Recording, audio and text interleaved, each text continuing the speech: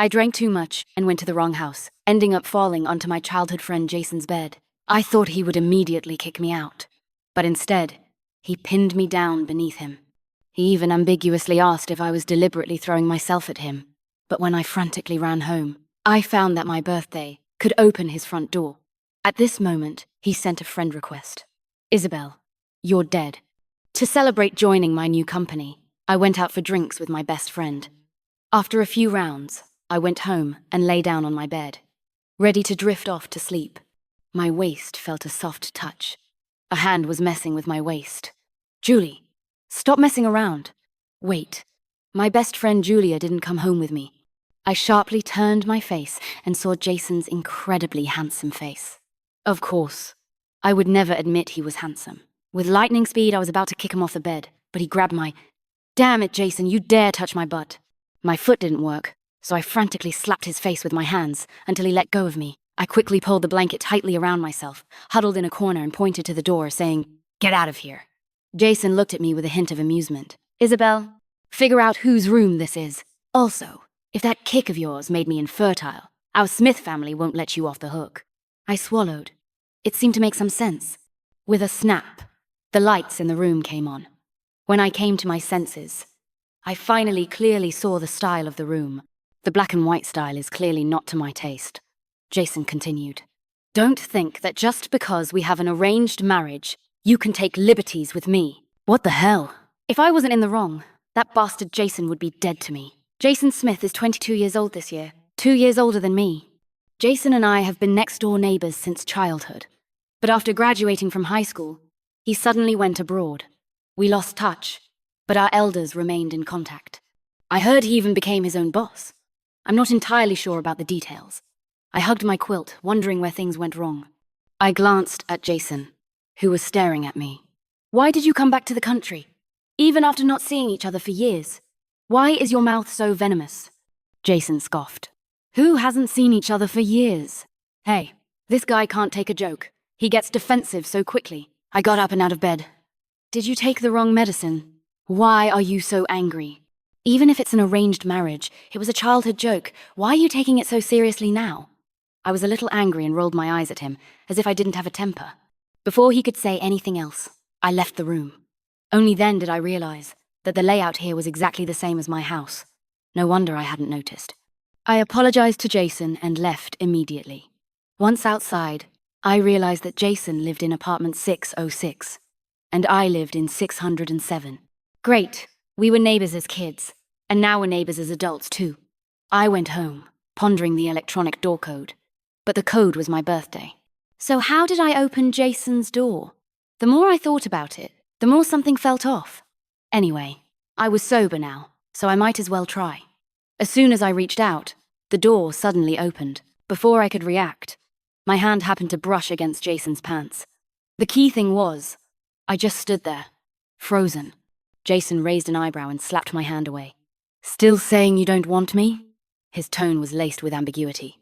And I wanted to cover his mouth, but unfortunately, I didn't dare.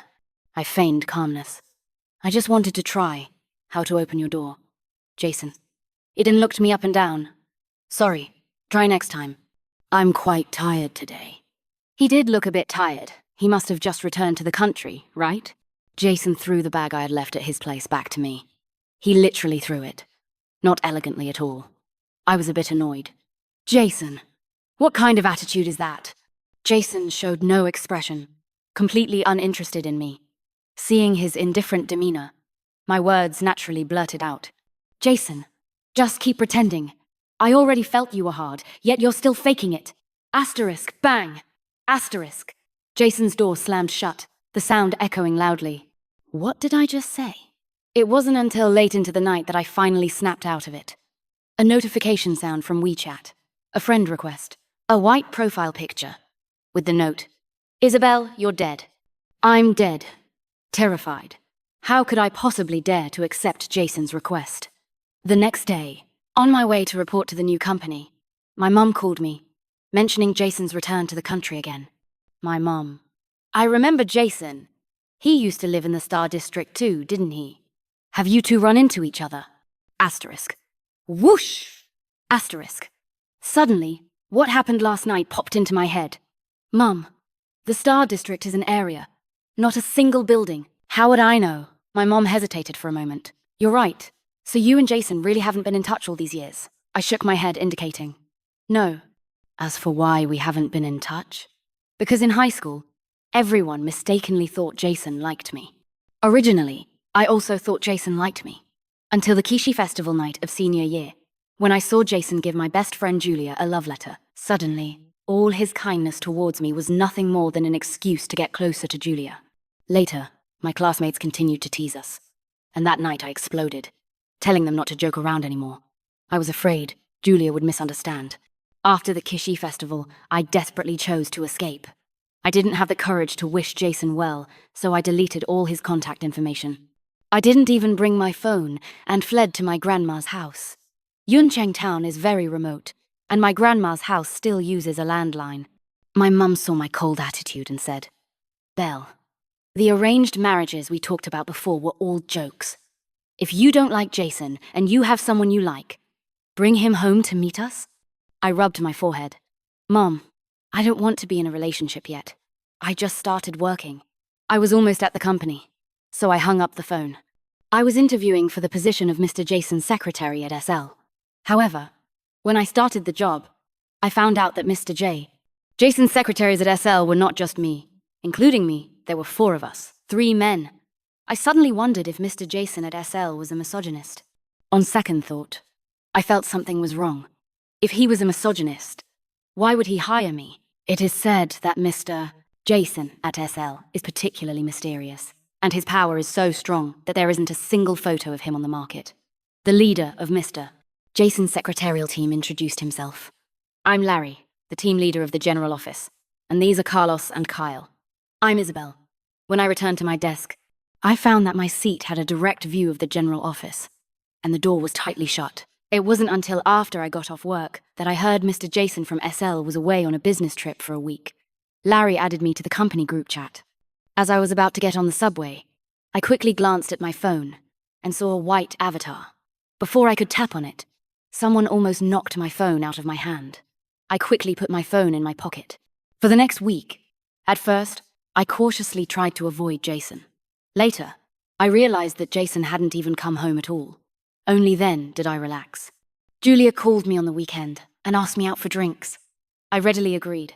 I wore a backless, knee-length little black dress. Julia waved at me, her spirits particularly high. Belle, you're dressed so sexily. I looked at myself and thought, aside from being a little backless, it wasn't that bad. I took a gulp of my drink. Suddenly, I remembered that when school was about to start back then, I had just returned from my grandmother's house and only then found out that Jason had gone abroad. And Julia had gone to Shenzhen for a trip. After Julia returned, I had tentatively asked her if she liked Jason. Julia firmly said, although Jason is handsome, he's out of my league. And besides, I have someone I like. You don't like Jason? Julia looked at me amusedly. No, I don't. It turned out Jason was just having a one-sided crush. So stupid. As stupid as me. Julia nudged me, and I snapped back to reality. Dazed? Anyone who didn't know would think you were desperately thinking about men. I paused. Jason's back. Julia's hand trembled. How do you know? I saw him, I said casually. Not only did I see him, I touched him too. Just thinking about it made my head ache. Julia lowered her gaze, fiddling with her phone, and asked, how's the new company? I nodded. It's pretty good, but Mr. Jason from SL is quite mysterious. Julia put down her phone. What's wrong? I told Julia truthfully that I was the only female secretary for Mr. Jason. Everyone else was male, and I hadn't seen him for a week. If it weren't for the fact that there were a lot of people in the company, I'd almost suspect I was just looking after the company for someone. Julia teased. Does it feel like you're the boss's wife? Hearing Julia's words, why did I feel a bit? I wiggled my high heels, changing the subject. My new ones. Aren't they pretty? Julia glanced at them. Holy cow, 6 centimeters. Aren't you afraid of spraining your ankle? Actually, I just wore them on a whim. Who told me I was short? My net height is only 158 centimeters. When I used to go to school with Jason, I was even mistaken for his sister. My height is a real disadvantage. I glared at him. You and your big mouth. Julia told me she had invited Tony over for drinks. I paused. Which Tony? Julia raised an eyebrow. Jason's brother. Of course. Whoosh. I stood up. If Tony was there, wouldn't Jason show up too? Julia had no idea that Jason and I had lost touch. Oh no. Oh no. Julia waved towards the door. Over here. In the dim light, I indeed saw Tony's figure. I held onto a sliver of hope, planning to hide in the restroom. Then I'd ask Julia if Jason was there. I'd just go home. I had barely slipped out of the booth when someone stopped me. Little sister, are you that eager to jump into Big Brother's arms? The man was fat and greasy, looking at me with an oily gaze, even though we weren't close. He just had to say that. It disgusted me. I didn't want to talk to him, so I stepped back, turned, and ducked into the crowd. Being short has its advantages too. Suddenly, I seemed to have actually bumped into someone.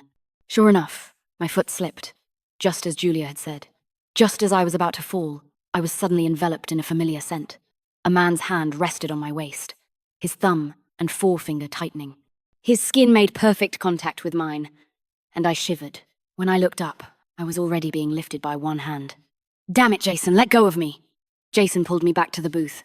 I heard his voice, and he sounded a little angry. What kind of crappy clothes are you wearing? I said indignantly. This is called a backless hot mini dress. He's not my anything, so why is he telling me what to do? Jason threw a jacket over my shoulder and said in a cold voice, Move again, and I swear I'll rip it off you. Isn't it sexy? I straightened my back and demanded. Tony didn't look at me. Sister Belle, stop messing with our brother Jason. What do you mean? I shouldn't mess with him. Jason's face was cold, as if someone owed him 8 million. It wasn't me. What the hell did it have to do with me? As I was speaking, I was about to take off the jacket Jason had put on my shoulder. Suddenly, Jason pressed me down under him. Come on, you take it off. Vaguely, I saw Jason's neck turn red. I then remembered that the black dress I was wearing had a rather low neckline. Julia and Tony didn't dare to help at all. I tried my best to push him away, but he held me down firmly. My cleavage is showing. Of course, from that angle, only Jason could see it. Jason, as if he'd taken the wrong medicine, said, Are you taking it off or not? Okay, I conceded. Not taking it off. Are you putting it on? Yes, Jason softly. Ed, then let go of me and personally buttoned up the front of my dress for me. Just as he was about to finish buttoning it, he, for some reason, said, What's there to be shy about? I used to bathe you. Why weren't you shy then? Slander. That was only when I was a child and my parents bathed me together. I only heard about it from my mother. Jason, I'm grown up now. Jason glanced at me, then sat up straight. Oh, I hadn't noticed. Julia coughed, her face also flushed. Why did Julia's lips look a little swollen? I was about to lean in front of Julia to confirm. Julie. As soon as I got close, the familiar hand on my waist reappeared. Ah, I'm going crazy. Jason, can you stop nagging me like my mom? I was carried out of the bar with one arm. Seriously, Jason carried me out with just one arm. I was numb. As soon as Jason put me down, I rebelliously tried to walk back in. Isabel, are you stupid? Jason's sudden scolding made me even more frustrated. What? I think I just saw Julia's lips were swollen. I'm going to see if she's allergic to alcohol. Jason showed no intention of letting go of my hand. Are you going to be a third wheel for Tony and Julia? This time I didn't resist. I let Jason lead me home. All the way. I hadn't had time to process what happened. So, Julie's lips were bitten by Tony? Jason scoffed. Otherwise, you could also think their mouths were fighting? But Julie never told me about it. When did he and Julia get together? It wasn't until we reached the entrance of the complex and I saw the security guard's strange look that I realized Jason and I were still holding hands. I immediately pulled my hand away from Jason's. What? Belle finally figured it out. Jason wasn't annoyed. He looked at me meaningfully. I didn't understand. Figured out what? Tony and Julia? The elevator chimed as it reached the 6th floor. Jason stepped out first. I followed closely behind. When did they get together? After senior year of high school. Suddenly, my heart skipped a beat, and I casually uttered, Oh. Jason seemed to have anticipated my reaction. He casually pointed to the keypad lock of apartment 606. Didn't you say last time you wanted to try my door code? Try it now. I froze for a few seconds, then shook my head. No, maybe another time. Goodbye. I tried hard to suppress the turmoil in my heart and closed the door. At the same time, I was also afraid of Jason's gaze. It was as if the door really opened, he would push me inside and then kill me to silence me. The thought alone was terrifying. On the weekend, it was my mom's birthday, so I went home. After washing up, I had just put on my big white rabbit pajamas. I was about to go back to my room for a nap when my mum ordered me to take some peaches to Jason's house next door. Knock, knock, knock. Auntie Smith, my mum asked me to bring you some peaches. Jason's mum pulled me inside. Oh, let me see. Belle has gotten much prettier. Auntie Smith, you've also maintained yourself so well, like a peach. You should teach my mum how to take care of herself. Jason's mum pinched my face. You're still so sweet-tongued. Tell your mum we're eating out tomorrow. I nodded, ready to leave. Aunt Smith pulled me back again. Belle, Aunt Smith has a favor to ask you. I was puzzled. Aunt Smith said, well, Jason came back this morning and has been lying in bed all day, still refusing to get up. Your Uncle Smith and I don't dare to call him. The problem is, I don't dare either. Aunt Smith's eyes were filled with tears. Please, darling Belle. Jason's room was pitch black. As soon as I entered, the door was slammed shut by Aunt Smith with a bang. I let out a whoosh and turned on the light. Jason's room was very minimalist, with a separate bathroom, a simple wardrobe, and a small desk. That desk had been with him throughout his school days. I tugged at Jason's quilt. Jason, Aunt Smith is calling you to get up. The reason I called Jason's mum is because my mum and his mum are best friends. However, Jason's family absolutely refused to acknowledge me as their goddaughter. As for the reason, it seemed Jason thought I was ugly, but I didn't think so. I was at least a B. I had everything I should have. What was wrong with me? I rubbed my forehead, looking at the person on the bed, and Jason just let out a low, Jason, if you don't get up, I'm going to pull off your blanket. I squatted by his bed, just like when we were kids. This close proximity brought us together for a long time. Jason's face looked as if it had been meticulously crafted by Nuva, showing no signs of aging. I couldn't help but sigh. I wonder how many girls this face has charmed. Seeing Jason's stubborn refusal, I momentarily forgot that he was not a morning person. I actually pulled off his blanket. Instantly, the moment I pulled off the blanket, Jason sprang up from the bed. Mum, why are you pulling off my blanket again? How many times do I have to tell you? I sleep naked. My nose stung. I think I just saw something I shouldn't have. I even felt a little wronged. Not sure if it was from seeing something I shouldn't have, or from Jason yelling at me. Jason, it's me. I swallowed hard.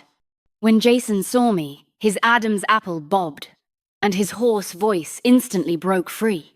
What are you doing in my room? I immediately sat down at his desk. Go get dressed quickly. The reason I didn't run out was that a small wooden box of Jason's caught my attention. That box was identical to one in my bedroom. However, my small wooden box had a broken corner, and I just noticed that Jason's small wooden box seemed to be the same. Jason went into the bathroom with a snap. I breathed a sigh of relief. I secretly told myself, just one look. When I opened the small wooden box, I found a letter lying inside. What a coincidence. I also had a letter for Jason, but unfortunately, I never gave it to him. I knew this was wrong, but at that moment, I felt like I was losing control. My hands trembled uncontrollably. It read, for Jason, clearly a love letter. Was it the love letter Julia sent? A strong urge compelled me to try and open that love letter, because back then, I had an identical one. Finally, as if with some kind of anticipation, I reached in, slowly approaching the love letter. The bathroom door opened at an inopportune moment. Startled, I slammed the box shut with a snap. Jason leaned lazily against the doorway. Did you look? I clutched my big white rabbit pajamas. No, I really didn't see it. I seemed to sense that he was about to ask me about suddenly going to the countryside back then, which scared me into fleeing immediately. Aunt Smith! Jason is awake! I fled in a hurry. Jason added me on WeChat again, and the prominent message read, Isabel, do you like to run? Run my ass. The next day was my mum's birthday. My mum insisted on celebrating with Jason's family, which I thought was completely unnecessary. They have their own lives, after all. You don't know. That boy, Jason, as soon as he heard it was my birthday, he rushed back from the Star District. Look at you. You have no conscience at all. I was helpless. Mum, how can you say that? I just got settled with my job. No sooner had I finished speaking than Jason's family appeared in the private dining room, and I naturally sat next to Jason. Aunt Smith grinned. You know, Jason and Belle really are a perfect match. My peripheral vision fell on Jason. He was impeccably dressed in a black suit. I was wearing a plain white dress. One white, one black. Why did it feel like the black and white guards of impermanence? Jason's voice was cold and ruthless. Isabel, how much longer are you going to stare at me? The meat in your bowl is already cold. And this was in front of my parents and his parents. I patted his shoulder. You have some dust here. Jason didn't expose me, just hummed and whispered. Agree to WeChat. Since it was in front of both families, I couldn't very well refuse. Jason sent a message. This suit. My mum just ironed it for me. He meant it was very clean. I looked up and met Aunt Smith's kind eyes, and my face inexplicably flushed. After dinner, due to work, I had to return to the Star District. Coincidentally, Aunt Smith had Jason drive me, as it was on his way. Jason's family didn't notice the estrangement between Jason and me at all. Reluctantly, I had to agree. When I left home, I took the small wooden box with me. My small wooden box had been locked ever since I went to the countryside. Jason sat in the driver's seat, his well-defined knuckles resting lazily on the car window's edge. I thought of the online joke. The passenger seat is for the girlfriend. So, I consciously opened the back door, but it wouldn't open. I thought Jason was playing a trick on me, just as I was on the verge of exploding. Jason's words were like a bucket of cold water instantly poured over me. What, Isabel? Am I your driver? I felt Jason was doing it on purpose, but I had no evidence. It would take over an hour to get back to the Star District, Jason said coldly. Why are you keeping this broken box? Aren't you keeping yours too? This small wooden box was a reward Jason received for ranking first in his grade. Afterward, Jason disliked it, saying one was enough. Naturally, the other one became mine. Jason squinted and asked casually, What's inside that needs to be locked? My face immediately flushed. No, just some girl stuff. I couldn't possibly tell him it was a love letter I hadn't had a chance to give him, could I? Jason tugged at his tie with one hand, his sexy Adam's apple bobbing. I thought you were giving me a love letter. I stared at him with wide eyes. Jason, don't be so conceited. When I got out of the car, Jason told me with a serious expression. Isabel, I've never liked Julia. I ran home. I was a bit dazed because Jason had explained things to me. After much deliberation, I sent Jason a message. Jason, will you resent me for all these years? Resent me for not contacting you? My mum told me today that the night before Jason went abroad, he squatted outside my house all night. She found out by checking the surveillance camera at the door. Jason didn't reply immediately, but sent a message when I was almost asleep. Isabel, you are the person I hate most in this life. My hand holding the phone trembled uncontrollably. I'm sorry. It's been a while since I arrived at SL. With nothing to do, I glanced at the workgroup chat and found a blank WeChat profile picture that felt somewhat familiar. Larry knocked on my desk. Belle, Mr. Jason is coming today. I quickly stood up to greet him. When I saw Jason's stern face, I felt like dying. What a coincidence, Jason. Jason lifted his eyes. Morning, Assistant Isabel. Jason emphasized the word assistant heavily. Quite intimidating. I messaged Julia. I think I'm going to fall into Jason's hands. Julia sent a surprised emoji. Don't you dislike Jason? I was silent for a moment, then replied. I joined Jason's company. I think I need some time to digest this. Discovering that Jason is my boss doesn't seem to have caused me even a tiny bit of trouble. As soon as work ended, I frantically ran out. The result. Jason appeared in front of me in his limited edition Rolls Royce. Get in, I'm treating you to dinner. And behind him were Larry, Carlos, and Kyle. I mistakenly thought Jason had invited them too. I waved at Larry. Larry. Larry's smiling face instantly froze. Larry's voice trembled as he spoke. Mr. Jason. I spoke first. Mr. Jason said he's treating us to dinner. Larry showed a face uglier than crying. Thank you, Mr. Jason. I smiled faintly, observing Jason out of the corner of my eye, and noticed he wasn't angry. I secretly breathed a sigh of relief. I was terrified of Jason now. Taking the opportunity, I opened the passenger door, but Carlos stopped me, subtly hinting, "Mr. Jason's passenger seat is never allowed for anyone else. Haven't you seen how dark Mr. Jason's face is?" I raised an eyebrow, glancing at the dark-faced Jason. "Is it really true that no one else is allowed in the passenger seat?" I paused for 2 seconds. I let go of the passenger door. "But I couldn't possibly squeeze into the back seat with the 3 of them, could I?" "Isabel, is Carlos your boss? Or am I?" Carlos stumbled, but luckily Kyle caught him. He immediately apologized. "Mr. Jason, I was wrong." Jason's face was cold, his brows furrowed. "Sit in the passenger seat. Are you going to squeeze in with that bunch of men?" In the end, I sat in the passenger seat. Carlos's jaw dropped so wide, you could fit an egg in it. The meal was exceptionally tense. I excused myself to go to the restroom, trying to ease the tension. But who would have thought? As soon as I stepped out, I ran into Jason. Jason said indifferently, "Have you been avoiding me lately?" I met his stern face directly. "Didn't you say you hated me to death?" "I've been consciously trying to avoid appearing in his sight as much as possible. Isn't that good enough?" Jason grabbed my hand and pressed me against the wall. A Cabodan moment. Jason's brow relaxed, and he chuckled softly. "Isabel, why are you so silly?" He bent down, his breath close to my face, tickling. "Jason, I'm not a child anymore." Jason had never said anything about liking me, but his actions always seemed to cross a line for me. I turned my face away. "Jason, I'm not a mind reader. I don't understand your thoughts." "Jason." It was as if he couldn't speak, after a long silence. Jason's indifferent tone carried a hint of faint anger. "Fine, Isabel. You're something else." In the end, I still grabbed Jason and sincerely apologized to him. "Jason, I'm sorry about back then. Next time, if I leave, I'll definitely say goodbye to you." Suddenly, Jason gripped my chin, forcing me to face him. "Isabel, you want there to be a next time? How many 3 years do I have to play with you?" Just a few minutes later, seeing Jason's cold and distant demeanor. "Forget it. No point in trying to coax him." I pouted and awkwardly called out, "Jason, stop playing with me." Jason scoffed.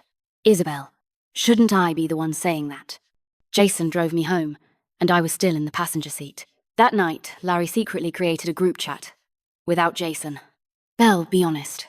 What's your relationship with Mr. Jason?" "A subordinate relationship." "Isabel, you're full of it. I saw it all.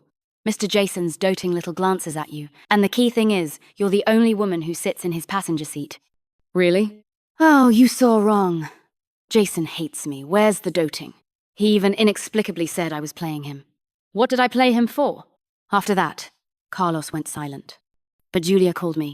"Girl, isn't it exciting to work with your childhood sweetheart?" Thinking of Jason's cold demeanor, I felt very deflated. If I had known SL was opened by Jason, I wouldn't have gone even if you killed me. Why? I think Jason is pretty good. I was stunned for a few seconds, then indignantly said, "Good my ass. Do you know what he said to me today?" "He said I was playing him. Who's playing whom?" Julia on the other end of the phone paused. "Belle, do you remember that Kishi festival when you got drunk?"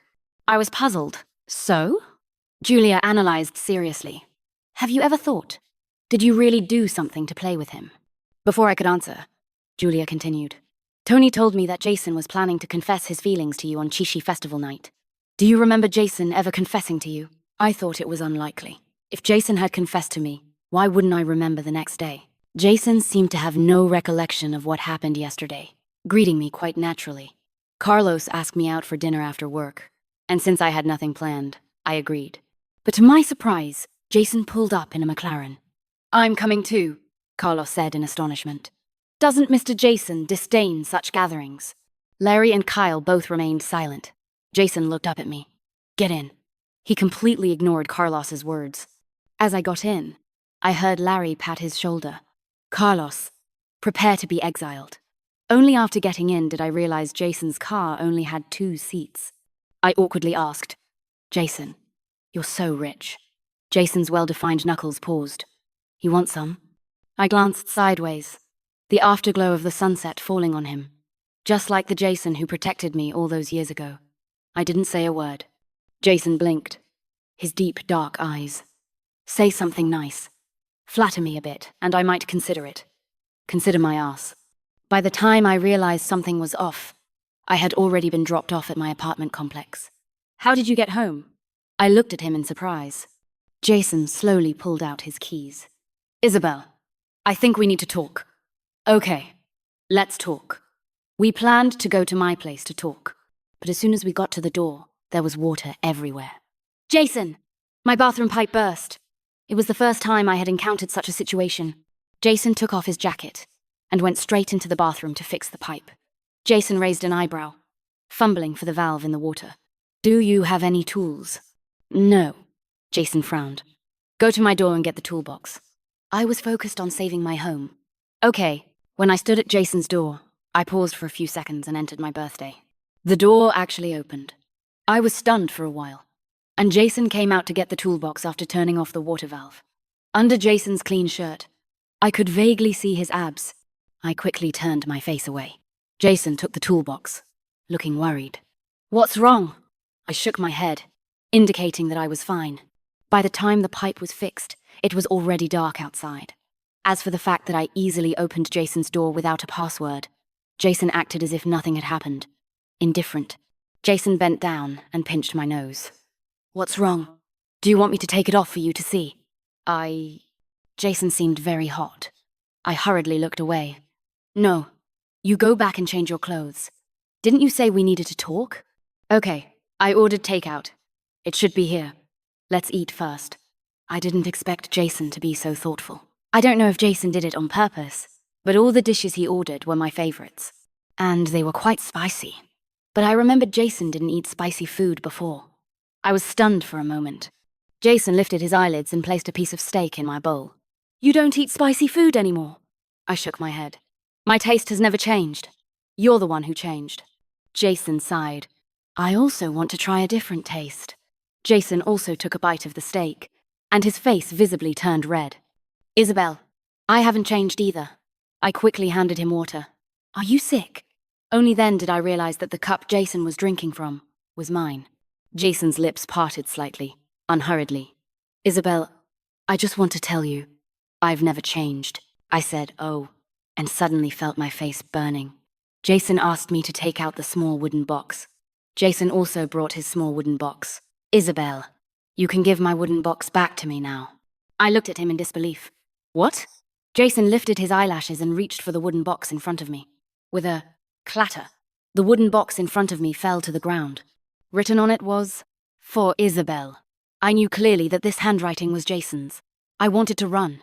Jason stopped me, pulling me into his arms. Isabel, I already accepted your confession, and now you're fucking ditching me. I stood there, letting Jason hold me. Jason's embrace was especially warm, even reminding me of the Kishi festival back then. I heard Jason's sobs. I said softly, Jason, are you crying? I pushed Jason, but there was no movement. Jason muffled. Isabel, whoever cries for you is a dog. Jason gripped my hand tightly, as if afraid I would run away again. Isabel, you tricked me. I thought about Julia asking if I had played with Jason after getting drunk. Indeed, drunkenness ruins lives. You already agreed to me. You clearly agreed to let me deliver the love letter to Tony, and then you got jealous and ran off. Suddenly, I felt quite upset. I looked at Jason's suddenly talkative mouth and directly blocked it with a kiss. Ugh, it's embarrassing to even say it. Jason was actually kissed to tears by me. Jason, this dog of a man. I really give up. Jason cried so loudly. I was a bit at a loss. No, Jason, don't cry. Didn't you just say whoever cries is a dog? Jason took a breath. Woof. Only then did I realize that, in fact, 3 years ago, I had confessed to Jason. We also confirmed our relationship, but I was a bit tipsy at the time. My head spinning. Since that was the only time I'd ever been drunk, I couldn't recall anything that happened after. But when I saw Jason's love letter to Julia, I was sober. Seeing the love letter in Jason's hand, I felt quite wronged at that moment. I thought to myself, the man I'd been thinking about for so many years was ultimately not mine. After a while, Jason's emotions finally calmed down. Why didn't you open this box for so long? I didn't open it because I just felt that Jason was already in the past. Jason picked up the love letter from the ground and handed it to me. All the other scattered items were mine. In fact, besides this letter, I saw a card that read, "Two people wearing the same things are wearing couples' outfits." The date on it was from when Jason was in elementary school. My nose suddenly stung. Jason. Jason ruffled my hair. "I'm here," I softly asked. "Have you been eyeing me for a long time?" Jason didn't hide it. Not that long, just over 10 years. Jason held my hand and placed it over his heart. "Isabel, I only love you." Jason's heart was beating fast. Thump, thump. My hand trembled slightly. Julia mocked me and Jason for having been together for 3 years. "Belle, you reap what you sow," I calmly said. "It's fine. Jason is rich." Actually, I had asked Jason if he would have stayed in the country if he hadn't gone abroad. His answer was, yes, because of me. Sometimes, I'm also glad that Jason was away from me for those 3 years. At least he achieved success. According to Tony, Jason has been a model of self-restraint during his 3 years studying abroad. To all his admirers, he would simply say, "I have a girlfriend." Tony once told me, "Belle, I'll tell you a secret.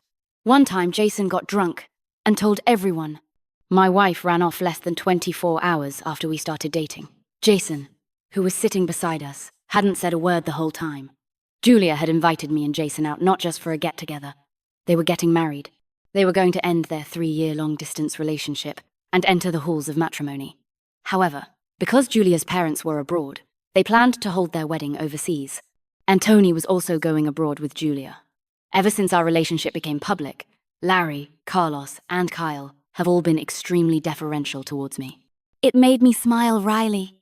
"Actually, you don't need to be like this. Jason and I are just dating. It's not like we're definitely getting married." Carlos asked, puzzled. "If you're not marrying Mr. Jason, then who are you marrying?" And Carlos's voice was very loud. I suspected Jason, who had just stepped out of the elevator, also heard it. Jason's cool face said faintly, "Carlos, the subsidiary in Africa needs you to go there." Larry immediately put 100,000 miles between himself and Carlos. Even Kyle didn't dare to get close. Carlos said with a bitter face, "Mr. Jason, I didn't say it. Belle herself said it." Belle said, "It's not certain she'll marry you." Immediately, Jason's gaze fell on me. "Isabel, I, Jason, am such a pure man. If you really anger me to death, you won't find another man as good as me." Jason said this publicly. Carlos seemed to be making amends. "Exactly, Belle. The true romantic is still our Mr. Jason. The entire SL is yours," Carlos asked in surprise. "Belle, do you know what SL means?" I shook my head. SL means Smith, Lopez. It's your and Mr. Jason's surnames. Jason's expression was as usual, and he was about to return to his office. I couldn't help but murmur SL. It really sounded like Smith and Lopez. Carlos asked from behind. "Mr. Jason, do I still have to go to Africa?" Jason paused in his steps. "Raise your salary." Jason's kindness to me was far more than this. In his office drawer, there was a stack of plane tickets. I discovered them by accident. The addresses on the tickets were almost all the same route, from his school to his home. What surprised me was that even though he was studying abroad, he still came home so frequently. I couldn't help but wonder, why have I never seen you every time you come back? Jason put his arm around my waist and pulled me into his embrace. "Because I thought you didn't want to see me anymore." I looked at him suspiciously. "Then why don't my parents know?" Jason ruffled my hair. "I was sneaking around. How could I let them know?" I called his name. "Jason. Brother's here." His carried a hint of seduction. My voice was a little hoarse.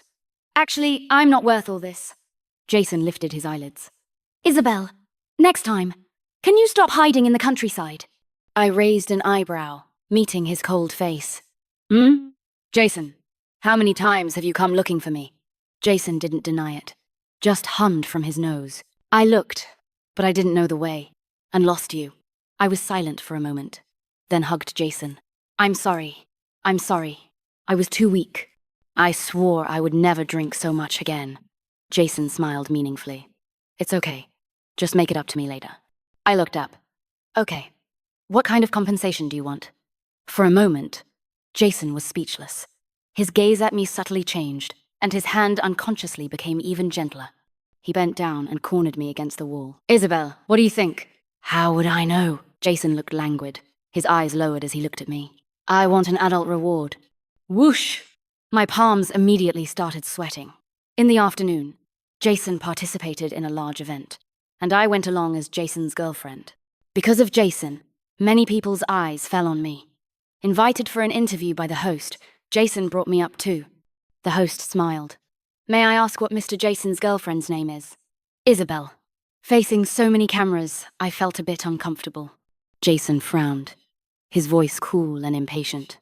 You guys hurry up! I softly reassured Jason. It's okay. I also wanted to stay with Jason. Jason leaned lazily beside me. We could be described as inseparable. The host seemed used to Jason's tone. Mr. Jason, we will be as quick as possible. I smiled faintly. It's fine. Jason looked up. Don't make my fiancé too tired. It wasn't long before I noticed a ring on my middle finger. I looked at him, bewildered. Jason, facing the camera, said, This is my fiancé's compensation to me. The host and everyone present had a look of eager curiosity. Jason's fingertips lightly brushed my waist, pulling me closer to him. Perhaps you didn't expect that the only person I ever confessed to ran away less than 24 hours after agreeing to be with me. Immediately, everyone's gaze fixed on me, with an entirely ambiguous expression. It was truly embarrassing. What should I say? I couldn't possibly tell everyone that I ran away because I was jealous. Could I? Jason's lips parted slightly, and his deep, distinct voice said, My fiancé and I are childhood sweethearts. We were betrothed since we were little. As if declaring his ownership, he added, I think I didn't do well enough in the past, which is why my fiancé has always felt insecure. For the rest of my life, I want to tell her that I, Jason, have always loved her. Jason turned his face away and domineeringly declared his rights and interests as a fiancé. Be good. Close your eyes. I accepted his overtures. At the end of the interview, the host asked the last question. Excuse me, does SL refer to the fiancé next to you? Jason held my hand tightly, gazing at me with doting eyes. Isabel, do you feel my love? After a few seconds of hesitation, I met his handsome, cold face with a smile and replied, Jason, bend down. Jason obediently bent down, tightening his arm around me. I pressed my lips against Jason's. In public,